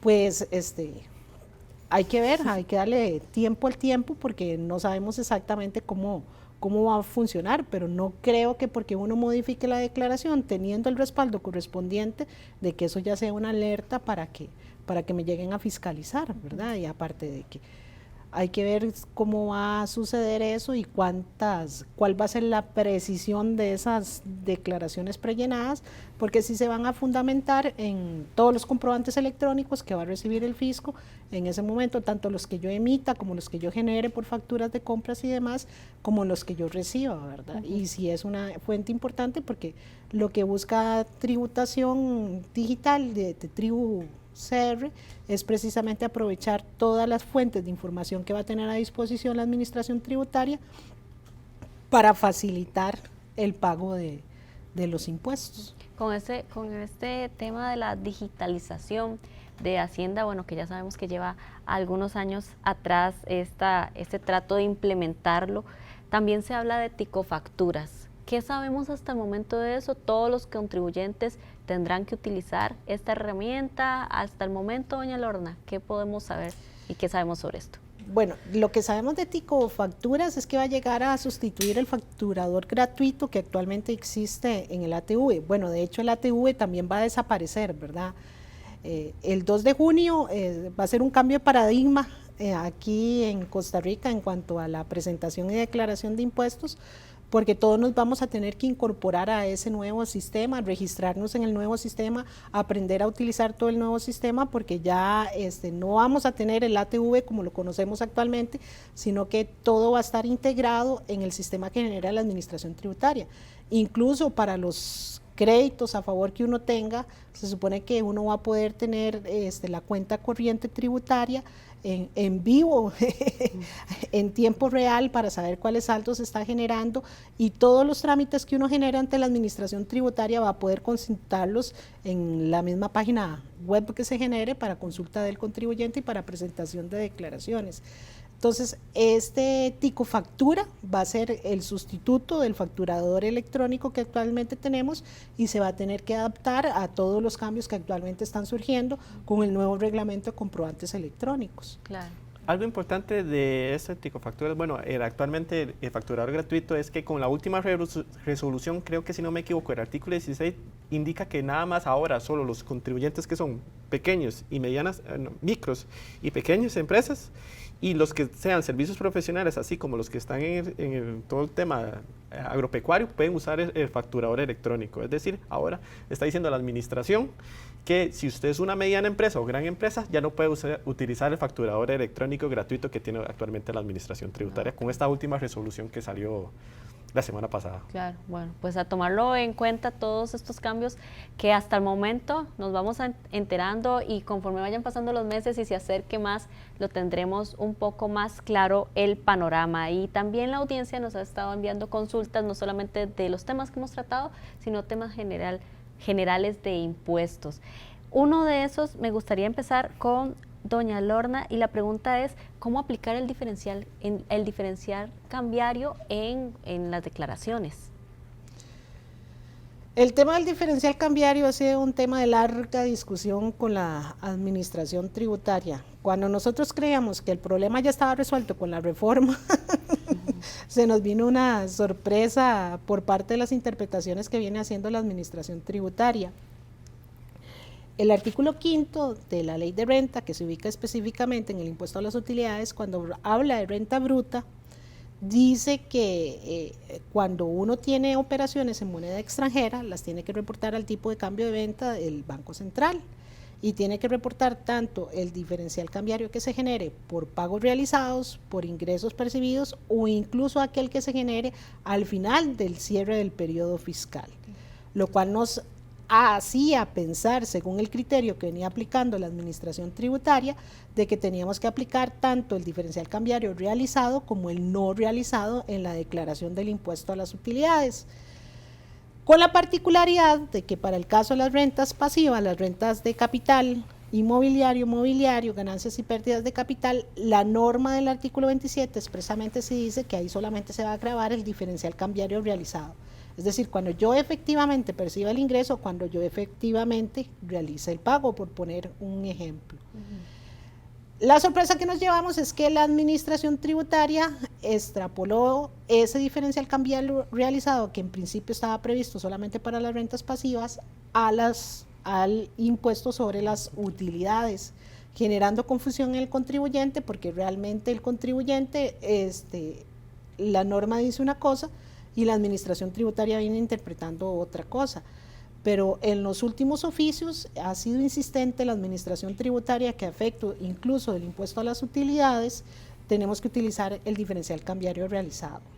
Es decir, cuando yo efectivamente cancelo el pasivo que tengo porque efectué el pago de ese pasivo, ¿verdad?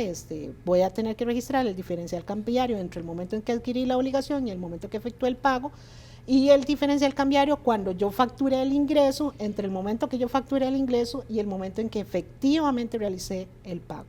No puedo registrar el diferencial cambiario por aquellas cuentas por cobrar o por pagar que tenga al final del periodo fiscal. Lo cual también ha generado ciertos problemas con los contribuyentes, porque los contribuyentes ya habían adaptado su sistema contable a llevar el diferencial cambiario realizado y no realizado para efecto del impuesto a las utilidades. Pero ahora, si siguen la posición de la administración tributaria, que esto no quiere decir que sea la correcta, ¿verdad? Porque seguimos teniendo la contradicción de que la norma dice una cosa y la administración viene interpretando en modo diferente, tendrían que aplicar ciertos ajustes también en el sistema. Esperemos de que esto se resuelva, porque generalmente lo que sucede en este tipo de situaciones, cuando hay una contradicción entre lo que dice la norma y lo que establece, lo que interpreta la administración tributaria, uno tiene que esperar a una fiscalización para que se haga el ajuste, para ir a debatir la posición ante la propia administración y posteriormente ante los tribunales para llegar a ver cuál es la posición de los tribunales en definitiva, que incluso en su momento los tribunales venían avalando la posición que antes tenía la administración tributaria de la reforma, que tenía que ser el diferencial cambiario devengado y no el realizado, pero resulta que ahora cambiaron las circunstancias y la administración dice que a efectos de la declaración del impuesto a las utilidades, el diferencial cambiario que va a tener efecto en el ingreso y en el gasto es el efectivamente realizado. Claro. Sí, a eso, inclusive vea que con este tema había un proyecto de ley, bueno, es un proyecto de ley sobre una interpretación auténtica de lo que es el tema del diferencial cambiario, con aras de precisamente ya estandarizar lo que ya de por sí nosotros, muchos de los consultores ya creíamos que ya se había solucionado, ¿verdad? Porque esto data desde el 2010, ¿verdad? Más o menos, que fue con todo el tema de la discusión y demás.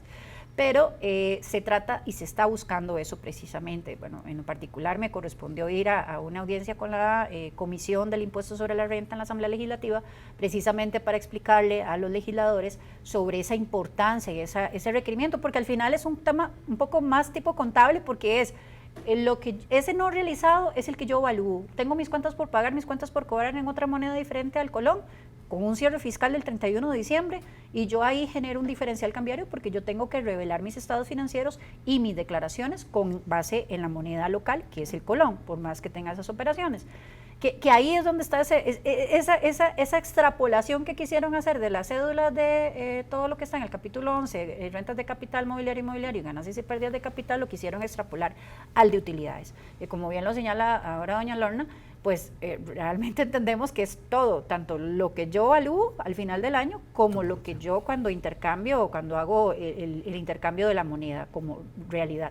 Entonces, vea que sí hay una, digamos que sí hay una búsqueda detrás de esto. Incluso había otro proyecto también del diferencial, inclusive este que le estoy diciendo había sido generado por la parte legislativa, pero había otro proyecto que era desde el Ejecutivo, o sea, el mismo gobierno, ¿verdad?, que detrás de esto está haciendo, buscando precisamente que todo esto, para efectos de utilidades, sea gravable, deducible en lo que corresponda al resultado.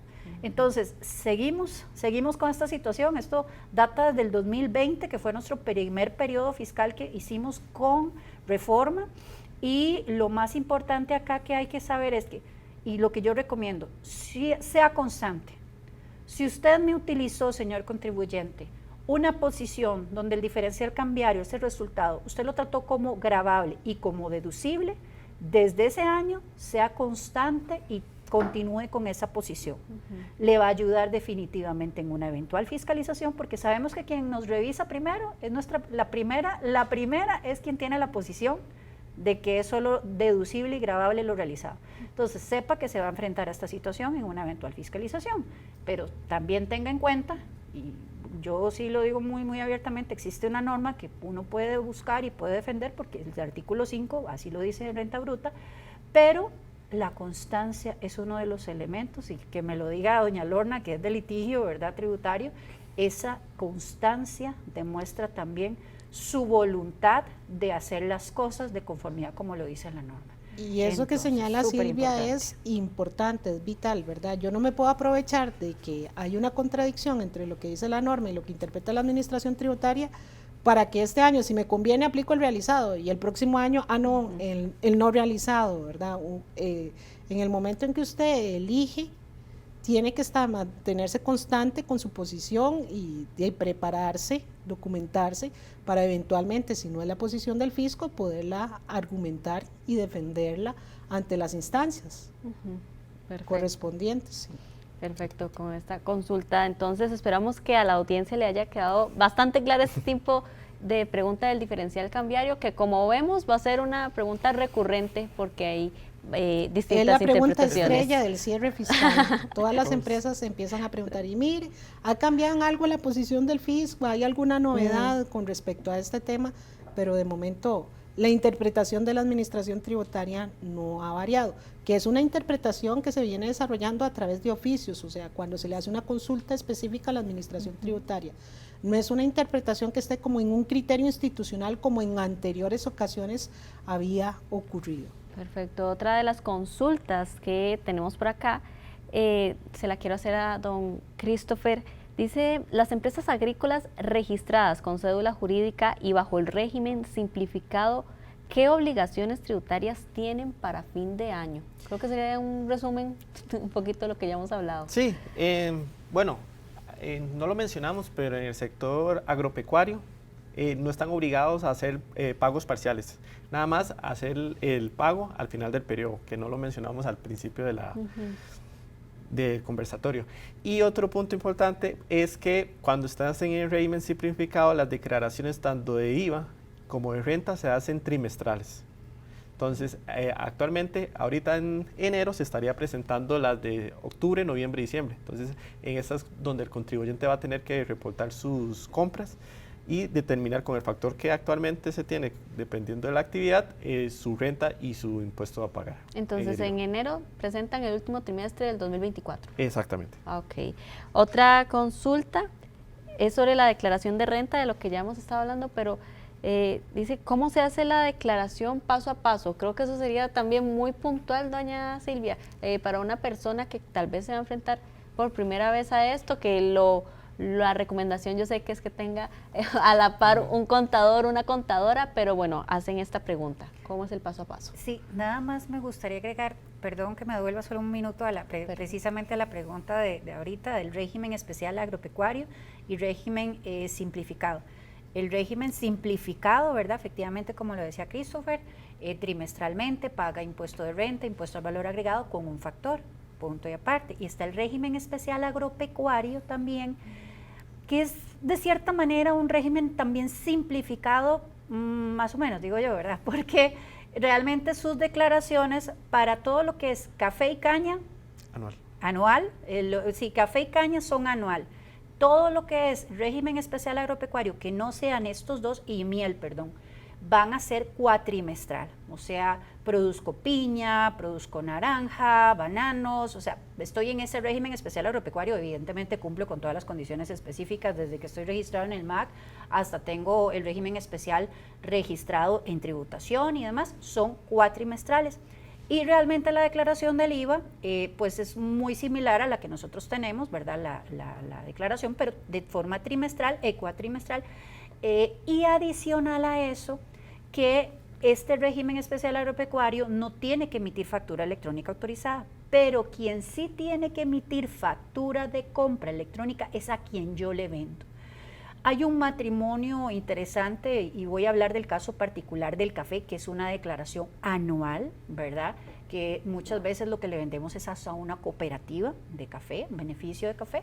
Este beneficio de café hace su factura de compra electrónica, me la da a mí, que soy productor de café, y yo la incorporo dentro de mi declaración del IVA, en el caso del café, que es de forma anual. ¿Okay? Lo mismo va a pasar para la parte agropecuaria, todo lo que sea diferente de caña, café y miel. ¿Okay? Eso es en principio. Eso tenerlo con mucho cuidadito, adicional a que lo que es café y caña cierran en septiembre. ¿Eso qué quiere decir? Se mantiene. Y advierto de una vez aquí, arrea, café y caña. La declaración de IVA ya venció en octubre, que es anual, y la declaración de renta el 15 de diciembre. ¿Verdad? Porque a veces hay confusión, como la mayor parte está enfocada en que cierre fiscal es diciembre, el REA, que es ese registro especial agropecuario, lo dejamos de lado y se nos va. Y el problema es que generamos morosidad ante la consulta pública y definitivamente sanciones que por la presentación tardía son un 50% de un salario base, 231,000 colones, y muy importante, a veces estos sectores, particularmente el café ha sido uno de los sectores más golpeados este año y genera mucha pérdida. Entonces, no tener que pagar un impuesto, pero tener que pagar una sanción, evidentemente hay descuentos y demás, pero es un poquito, digamos, por eso sentarse y hacer como ese análisis. Entonces, nada más quería como aprovechar y también hablar del REA, que ese es muy importante también tenerlo en cuenta. Punto y aparte, vamos a enfocarnos ahora sí en la otra consulta. ¿Cómo hago mi declaración de renta? Como lo mencionábamos ahora, mi contabilidad tiene que estar con base en la NIF, okay. O por lo menos estamos, bueno, la ley expresamente dice con base en lo que dice con lo que el colegio adopte, las normas internacionales de información financiera. Yo les voy a ser muy transparentes. Hoy por hoy no existen contribuyentes que en su mayor parte tengan las normas incorporadas. Manejan mucho principios contables generales, que es lo que ahorita, digamos, hay que empezar a ir trabajando para ir emigrando hacia la formalidad, pero lo tenemos con nuestra contabilidad. La contabilidad no es como hace muchos años que llegaban al contador con una bolsa de facturas, todas arrugadas y todo, y tome, hágame la declaración. No, para ir a hacer mi declaración yo tengo que ser consciente de todo lo que he tenido desde el día 1, el inicio del año, hasta el finalizar, con un debido registro contable. Una vez que tengo yo esto, tengo identificadas mis transacciones de forma sistemática, yo tengo que ir y determinar cuáles son mis ingresos, cuáles son mis egresos, y de esos egresos e ingresos determinar los gravables y los deducibles y los no deducibles. Con base en esta información, hacer mi conciliación fiscal. Vean, legítimo, y ahora doña Lorna lo decía, el impuesto a las personas jurídicas es gasto no deducible. Entonces, por más que usted me diga, no, es que todo es deducible porque yo solo llevo a la contabilidad solamente lo que tiene que ver con mi actividad. Uno sabe que no es así, pero eso le dicen a uno y que por eso no tienen conciliación fiscal. Con solo saber que el impuesto a las personas jurídicas es no deducible, ya tiene una diferencia entre mi base contable y mi base fiscal. Y esa declaración tiene que ir precisamente, como lo decía ahora, siéntese con su debida contabilidad, balance general y estado de resultados. Llene su declaración con esta información, activo, pasivo, patrimonio, ¿okay? Que tiene que ser igual que lo que tiene en su estado contable, en su estado de balance o situación financiera. Lleve a la parte de resultados, la declaración tiene la casilla de ingresos, ingresos de servicios profesionales, ingresos de bienes, tiene separación de esto. No es muy amplia nuestra declaración, nuestro formulario es bastante achicado, definitivamente el que tenemos hoy por hoy. Vamos a ver cómo viene el nuevo formulario, porque puede ser que ahí haya cambios. Se supone, ¿verdad?, que aprovechando la ocasión, el Ministerio de Hacienda debería reformular los formularios. Le faltan casillas, muchas casillas. Le faltan muchas casillas. Hoy que nos queda uno como consultor y demás, ir tratando de ordenar esto. Entonces, llene su ingreso, sus egresos, trate de hacerlo primero desde la perspectiva contable. ¿Te dio tu utilidad contable 150? Bueno, en el formulario te dio ya 150. Ahora sí, voy a lo que dice el resultado de la conciliación fiscal. La conciliación fiscal dice que son 200, porque eso por lo que puede pasar entre mi utilidad contable, que era 150, se puede convertir con la incorporación de los ingresos no gravables y los gastos no deducibles, se puede convertir ese 150 en 200, por precisamente las partidas conciliatorias. Ahora, tome esas partidas conciliatorias que tienen su conciliación fiscal, valga la redundancia, e incorpórelas en las casillas. Ingresos no gravables, tenemos una casilla. Ojo, volvemos y repetimos, arriba de este tiene que estar ese ingreso no gravable para que pueda restar abajo, porque de lo contrario le va a restar 2 veces. Y eso es en contra de nosotros mismos, obviamente a favor de Hacienda. Vamos a los gastos. Los gastos los incorporan según corresponda. La parte de costo de ventas, la parte de todo lo que es gastos de generales, administrativos, y lo que usted tiene como gasto no deducible se lo resta a esas casillas, porque no tenemos una casilla de gastos no deducibles. Luego le tiene que dar exactamente esa renta neta, esos 200 que yo tenía en la conciliación fiscal me tienen que dar donde dice renta neta, que es sobre la que se calcula el impuesto, e igual al formulario. Ahí, dependiendo de sus ingresos brutos, usted va a estar incorporando, y si es persona física o jurídica, saber qué tarifa me va a tocar. ¿Qué persona jurídica que supera un ingreso bruto del año completo de más de 120 millones de colones? Bueno, saber que va a pagar el 30%. Una persona jurídica que sus ingresos brutos son menos de 120 en el año, bueno, vas a tener que pagar un impuesto escalonado que llega hasta un 20%, ¿sí? De un 5 hasta un 20%. ¿Qué persona física con rentas netas, es decir, ingreso menos gastos de menos de 4.127.000 creo que anda, no tienes que pagar impuesto, pero tienes que saber que a partir de eso vas a pagar hasta una tarifa al 25. Es llevar un orden. Yo lo que recomiendo siempre es, no vayan a hacer la declaración de una vez al sistema, hagan sus cálculos primero, aparte, determínenlo. Ahora doña Lorna decía algo muy importante, estas son declaraciones de forma autoliquidativa. Yo soy el que va a determinar cómo es ese impuesto, cuál es ese impuesto. El formulario y el papel, como dice uno, aguanta todo, pero tener la debida documentación y respaldo detrás de ese formulario que estoy declarando, que es una declaración jurada, es donde está el reto y donde está el debido proceso que yo tuve que haber llevado desde el día 1.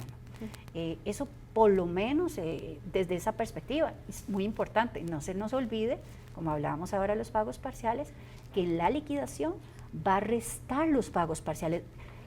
Vamos a ver, el sistema no esperemos nosotros que nos aparecen los pagos parciales que hemos hecho, los tenemos que digitar manualmente.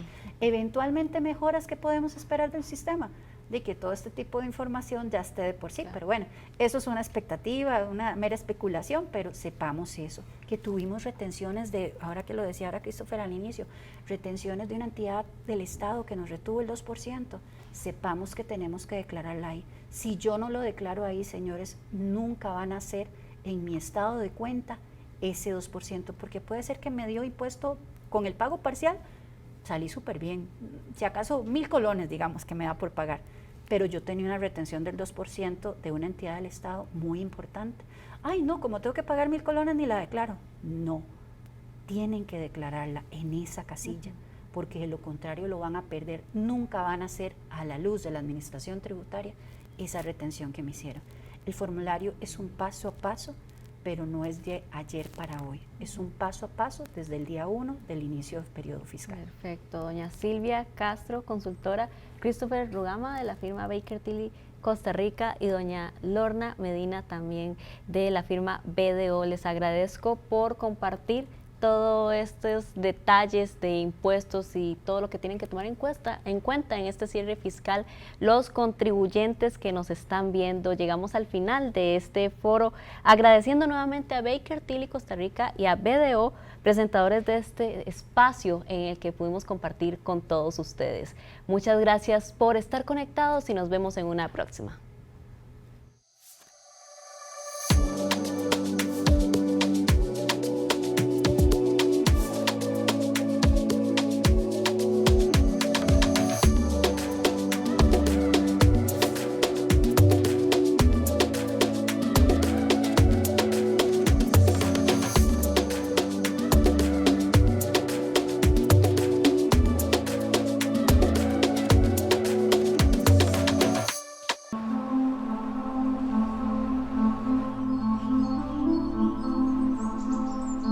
Success today demands an unwavering focus on the future.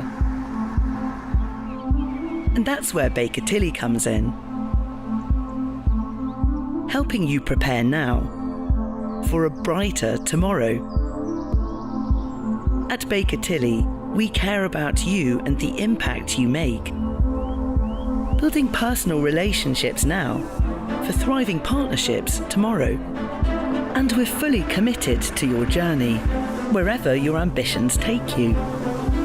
Going all in now to get the best from tomorrow.